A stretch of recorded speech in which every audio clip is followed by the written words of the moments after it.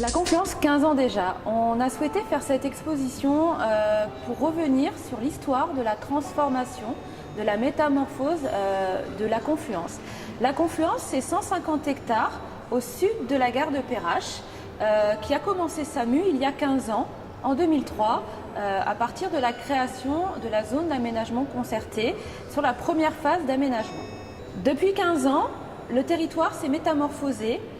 Le port Rambaud, le port industriel Rambaud s'est transformé en lieu pour des agences de communication, des bureaux, pour aussi un espace paysager complètement réaménagé, permettant aux Lyonnais, aux Grands Lyonnais de redécouvrir le fleuve. Nous avons créé aussi une grande place nautique, bordée d'une part d'un pôle de commerce et d'autre part d'îlots mixtes de logements. Au total, aujourd'hui, la Confluence, c'est 12 000 habitants, 15 000 salariés, plus de 10 000 étudiants, des centaines de milliers de visiteurs qui découvrent la Confluence.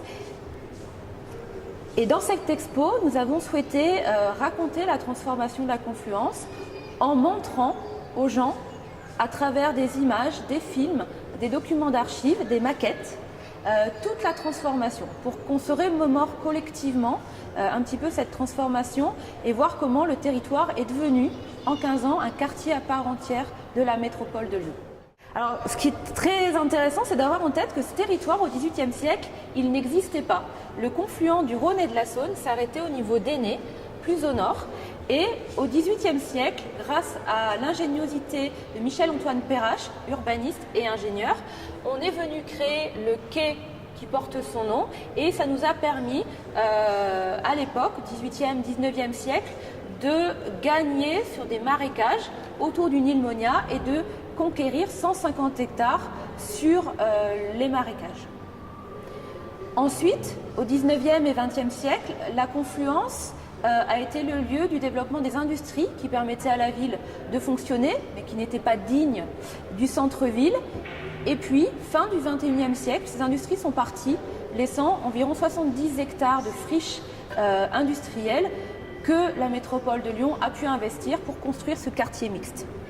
Pour nous, on souhaite juste faire une ville où on vit bien, où le bien-être, le bien-vivre en ville est l'objectif. Donc dès le démarrage du projet, nous avons souhaité réinjecter énormément de nature en ville, que les Lyonnais, les Grands Lyonnais puissent retrouver ce contact avec la nature qui participe à ce bien-être. Et puis nous avons travaillé aussi plus techniquement sur des îlots très performants qui consomment peu d'énergie, voire même qui en produisent plus qu'ils n'en consomment. Et au fur et à mesure du projet, on a imposé aux promoteurs qu'on a choisis, aux architectes, de construire des bâtiments performants, voire qui produisent effectivement plus d'énergie qu'ils n'en consomment. C'est le cas d'Icari, le long de la place nautique. L'autre enjeu, l'autre axe de travail qu'on a depuis le début et qui se formalise aujourd'hui dans le cadre d'un partenariat qu'on a avec Bouygues Immobilier qui s'appelle Eureka Confluence, c'est la santé et le bien-être. On souhaite, dans un programme qui sera livré 2020-2021, de créer un espace innovant de santé en ville pour travailler, pour faire que la ville puisse aider à prévenir des problèmes de santé plutôt que d'avoir après à les guérir. Donc on travaille vraiment sur tout ce qui est qualité de l'air, qualité des espaces publics, qualité de l'habitat. Voilà, donc c'est dans cette logique qu'on travaille. Un autre aspect de cette ville durable, c'est la présence de la nature. La nature à travers les arbres, les aménagements paysagers, mais aussi à travers une biodiversité qui, grâce à ces aménagements paysagers, revient en ville.